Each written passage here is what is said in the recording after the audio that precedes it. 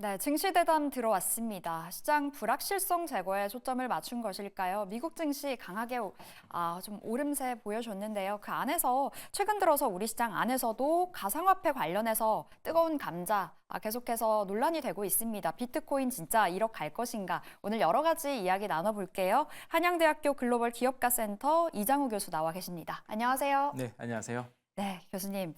진짜 비트코인이 1억 갈까요? 일단 정말 잘 가던 비트코인이 간밤에 좀 많이 빠졌었어요. 한 15% 가까이 빠졌다가 지금 보니까 또 빠르게 회복을 해내고 있고요. 네. 진짜 1억이 갈지가 궁금합니다. 현재 이제 업계 전문가들이나 업계 내에서는 이제 1억을 넘어갈 거라는 것이 예. 이제 중론이고요. 음. 1억에 대해서는 어떻게 보면 이제 약간의 시간차는 있으나 크게 의심의 여지는 없는 것 같고 그 1억이 좀 의미하는 바 이게 왜 갔는지 이런 것들이 좀 중요하지 않을까 싶네요. 네. 그럼 교수님도 1억 간다라는 쪽이세요? 네, 사실 이제 1억이라는 숫자 되게 상징적인 숫자도 하고요. 지금 이제는 얼마 안 남았잖아요. 한국 가격 기준으로 이제 몇백만 정도 차이 안 나니까. 그리고 이게 1억이 가게 된 그 이유가 어떻게 보면 올해는 미국 올해 1월에 있었던 미국에서의 현물 ETF 승인이 있었는데 예. 그 미국에서 ETF의 어떤 거래나 운용 금액 자체가 지금 또 계속 빠르게 증가하고 있기 때문에 좀 그런 부분들은 좀 긍정적으로 보고 있는 상황이긴 합니다. 네. 시장에서 이제 또 주목을 하고 있는 게 4월에 반감기잖아요. 맞아요. 반감기 그 전과 후로 비트코인 가격이 또 어떻게 형성될 것인가도 궁금하고 반감기 전에 이렇게 많이 오르고 그 뒤에 또 빠지는 거 아닐까 뭐 이런 생각도 들거든요. 네네, 맞는 것 같아요. 그 통상적으로 과거에는 이제 반감기라고 하면 이제 좀 이제 생소하시는 분들 있으실 것 같아요. 반감기라고 하는 이제 비트코인이 시장에 공급되는 양이 예. 4년에 한 번씩 절반씩 줄어드는 시기를 말하거든요. 네. 그게 이제 올해 2024년도 4월에 있는 거고요. 과거에 봤을 때 이 반감기 시점 이후에 한 6개월에서 7개월 이후에 전고점을 돌파하는 빠른 상승세가 나왔어요. 근데 이제 올해 같은 경우는 그게 한 8개월 정도 빨라진 거죠. 반감기가 시작도 안 됐는데 2달 전에 네. 이미 이제 우리가 이전 고점, 직전 고점 넘어서고 1억까지도 가고 있잖아요. 그런 부분들이 이제 과거가 좀 다르다. 그래서 모든 것이 좀 빨라지고 있다. 그래서 과거처럼 이제 반감기 이후의 상승 패턴보다는 오히려 반감기 이후에 더 조심을 해야 되는 그런 상황이 좀 전개될 수도 있다. 그렇게 좀 볼 수 있을 것 같습니다. 안 그래도 JP모건 측에서 뭐 네. 리포트가 있었습니다. 네. 반감기 지나면 42,000달러로 훅 떨어질 거다였는데 계산해 보니까 한 5,500만 원 되더라고요. 지금 1억 가까이 왔는데 절반가량 주는 거잖아요. 네.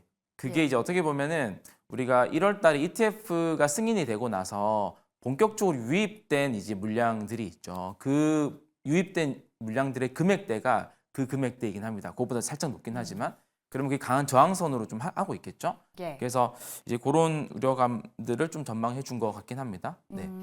그럼 최근에 비트코인이 막 가면서 이제 몸집이 작은 알트코인이라고 하죠. 알트코인들도 덩달아서 뛰고 있던데 일각에서는 수익을 더 보려면 이제 변동에 투자를 해야 되잖아요. 네. 그렇다 보니 알트코인 투자가 더 낫다 뭐 이런 시각도 있던데 교수님 어떻게 보세요? 좀 구분해서 봐야 되는데 비트코인 같은 경우는 우리가 장기적으로 투자를 해도 되는 자산으로 볼 수 있지만 예. 알트코인 같은 경우는 대부분의 우리가 자산들은 어떤 자체 펀더멘털을 가지기 힘든 자산들이 많아요. 그래서 장기 투자로는 적합하지 않다 여전히. 하지만 이제 뭐 단기적으로 어떤 트렌드에 맞춰서 이제 접근하고자 하시는 분들은 좋긴 한데 이게 알트코인 또 과거와 올해 같은 경우가 조금 더 이제 주목하는 분야가 좀 다르긴 해요. 예. 예를 들어서 우리가 이제 뭐 그 비트코인이나 이더리움 같은 것들을 하나의 플랫폼으로 본다면 예. 과거에는 이더리움이나 또는 이더리움 그 밖에 또 다른 메인넷의 플랫폼 위에서 다양한 서비스들이 올라왔는데요.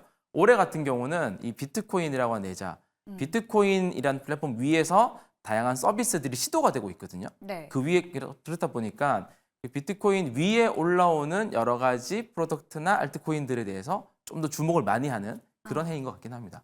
근데 좀 접근은 자제해야 된다라는 관점이신가 보네요. 맞습니다. 네, 원체 네. 변동성이 커서 그런 건가요? 그렇죠. 네. 예, 알트코인은 좀 접근을 자제하면서 비트코인은 그래도 좀 멀리 보고 가능하다라는 관점이신 것 같아요. 맞아요. 맞습니다. 알겠습니다. 비트코인 같은 경우는 우리가 뭐 디지털 금의 속성을 좀 가지고 있기 때문에 최근 금 엄청 올랐는데 덩달아 가는 거잖아요. 비트코인의 가격이나 수요에 영향을 미치는 여러 요인들이 있긴 하거든요. 그래서 우리가 조금 전에 말씀드렸던 비트코인을 갖고 금융 상품이 나온 거잖아요. ETF라고 하는 것은. 거기에 따른 수요도 발생할 수 있고요. 또는 금리나 또는 이제 금은 또 우리가 글로벌 정세, 지정학적 이슈, 예. 전쟁 등 같은 이런 환경에 금의 수요가 널뛰잖아요. 그러니까 비트코인도 이제 같은 상황들에서 많은 수요들이 발생한다고 볼 수 있을 것 같아요. 안전자산 그 성향을 띠고 있는 비트코인이라고 볼 수 있겠습니다. 그렇다면 아까 말씀 주셨잖아요. 미국에서 올해 1월이었나요? 현물 ETF, 맞습니다. 현물 비트코인 ETF가 승인이 되면서 음. 시각 자체가 달라졌다 이런 생각이 들거든요. 이제 국내에서도 관련해서 좀 주목을 해봐야 되지 않을까 하는데 지금 이야기가 나오는 거는 비트코인 후계 자산을 벌써 주목을 하더라고요. 그걸로는 디파이가 언급되고 있고요. 근데 정말 생소하거든요. 디파이가 뭔가요? 아, 그거는 비트코인 후계 자산이라고 표현은 조금 이제 맞지 않을 수도 있는데, 비트코인이 그냥 하나의 우리가 디지털 금, 예. 아니 어떤 돈의 역할을 한다면, 디파이는 탈중앙화된 금융 인프라거든요. 그리고 굳이 이제 현실 금융 세계에 좀 비교를 해보면, 현실 금융 세계에 우리가 이제 돈이 있고요. 이 네. 돈을 이용을 하는 뭐 은행이나 금융기관들 있잖아요. 예금을 할 수도 있고, 대출을 할 수도 있고, 뭐 파생 상품을 할 수도 있고, 보험을 할 수도 있잖아요. 디파이라고 하는 것은 그 방금 말씀드렸던 예금, 대출, 뭐 보험 이런 것들을 탈중앙화된 환경으로 만들어 놓은 인프라다 보니까 그 비트코인을 활용할 수 있는 하나의 인프라다. 그래서 두 개가 뭐 어디가 되고 안 되고 이 부분보다는 점점 더 이제 그 이 디파이라고 하는 영역이 더 커지는 거죠. 대체되는 부분은 아니고, 네, 그렇게 볼 수 있을 것 같아요. 그러니까 하나의 인프라라는 거네요. 맞습니다. 네. 디파이는요. 그렇다면 NFT 쪽도 궁금합니다. 비트코인 가서 NFT도 활성화가 되는 것인지도 궁금하고 원체 NFT도 말들이 많습니다. 일단 고가의 NFT 거래가 활성화되고 있다는 거는 어떤 시각이세요? 우리가 2021년도, 20년도에 NFT가 굉장히 붐을 일었잖아요. 당시에도 패턴들을 보면 이 암호화폐 시장에서 돈을 벌고 그 돈을 이제 디지털 재화인, 이제 NFT 소비를 하는 거죠. 그래서 NFT가 굉장히 많이 상승을 했는데 또 그 당시는 그 메타버스하고 이런 이제 코로나 이런 영향을 받아가지고 비대면 시장이 되게 커졌고요. 그러면서 NFT가 더 주목을 받았거든요. 예. 근데 올해 같은 경우는 맞습니다. 똑같이 이제 암호화폐 시장에서 일부 이제 수익을 거둔 사람이 NFT를 통해 소비를 하니까 NFT에서도 가격 급등이 나올 수 있긴 한데 우리가 2021년에 좀 있었던 그때 메타버스와 함께 갔던 분위기하고는 지금 좀 다르다. 그래서 NFT에 뭐 약간의 상승이 있을 수 있긴 하나 과거의 어떤 모멘텀과는 좀 다른 부분이 있고 우리가 뭐 메타버스의 또 붐이 좀 일어날 때는 또 함께 갈 수 있는 또 시너지가 있지 않을까 이렇게 좀 볼 수 있을 것 같아요. 메타버스 관련해서 사실 너무 이제 소외가 되어 있다라고 많이 좀 봐야 죽었죠, 될까요? 시장이. 네, 네. 죽어 있고 네. 실제로 이제 시장에서 메타버스 이야기 진짜 많이 안 하거든요. 근데 이제 메타버스가 뜨게 되면 NFT도 다시 뜰 수 있다라는 거죠. 맞아. 아무래도 이제 NFT라고 하는 것은 디지털 재화고 디지털 공간에서 쓸 수 있는 어떤 아이템들을 NFT화하고 어떤 재화들 NFT화하는 거기 때문에 메타버스의 어떤 공간이 활성화됨에 따라서 같이 맞물리는 경향이 큽니다. 네. 그럼 NFT 활성화되면 그때도 비트코인까지 뭐 넓게 활성화된다라고 볼 수 있는 거예요? 그 이제 묶어볼 수 있나요? NFT가 아까 잠깐 말씀드렸던 이제 이것도 뭐 탈중앙 금융 인프라의 하나로 볼 수 있는데요. 어떤 메인넷 위에서 올라오냐 NFT가 비트코인 위에서 올라오냐, 뭐 이더리움 위에서 올라오냐 그런 것들을 통해서 이제 뭐 이제 좀 차이가 좀 있을 것 같긴 하네요.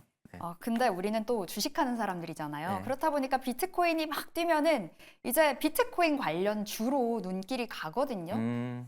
비트코인 관련주들 최근 들어서 뭐 강하게 올라갔습니다. 뭐 소강 상태 보여줬던 종목들도 있는가 하는데 그러면 우리 시장 안에서 비트코인 관련주들은 어떻게 보세요? 비트코인 가면 계속 간다? 그 아무래도 비트코인 관련주라고 하면 이제 이 암호화폐 시장이 거래량이 많아지고 하면 이제 좀 주목을 받는 예. 주잖아요. 특히 국내 같은 경우는 이제 거래소들이라고 보면 될 것 같아요. 최근에도 보면 이제 관련해서 비상장 주식 가격이 많이 오르긴 했거든요.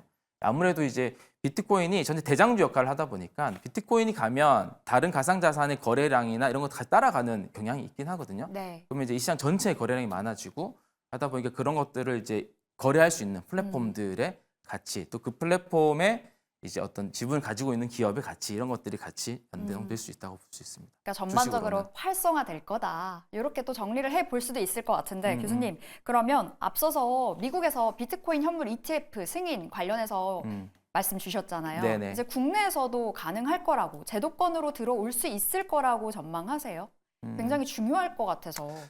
네, 저는 시간 문제라고 좀 보긴 하고요.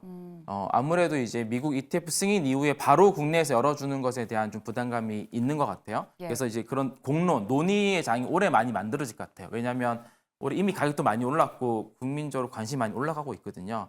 시간 문제로 보여지고 이게 ETF가 그런 역할이 있어요. ETF라고 하는 것은 원래 이제 접근하기 힘든 자산을 금융 상품화해서 접근하기 쉽게 만들어주는 역할을 했잖아요. 네. 뭐 금도 그렇고 원자재들도 그렇고.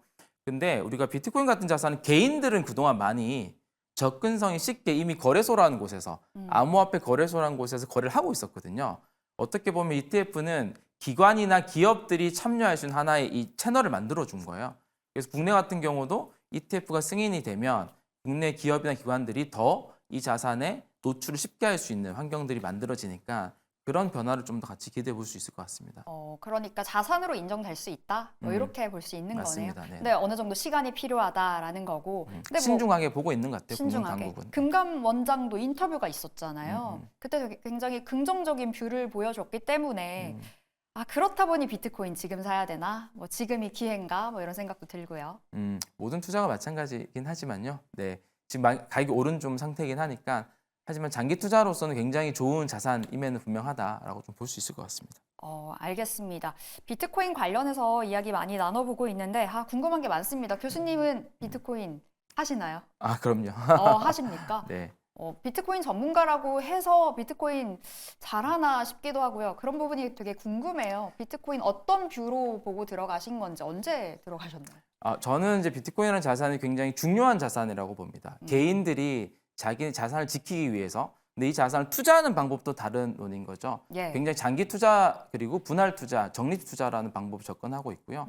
매일 또는 일정한 기간 동안 꾸준히 모으는 방법으로 투자를 하고 있고 사실 그게 이 변동성이 큰 자산이기 때문에 예. 가장 잘 어울리는 방법이기도 하고 그렇게 하고 있습니다. 안전자산으로 좀 분류를 하면서 아까 비트코인 자체에 대한 시각이 바뀌고 있기 때문에 좀 전반적으로 아우르는 틀에서 오늘 중요한 포인트 잡아봤습니다. 오늘 비트코인 관련해서 한양대학교 글로벌 기업가 센터 이장우 교수와 함께했습니다. 말씀 고맙습니다. 네, 감사합니다.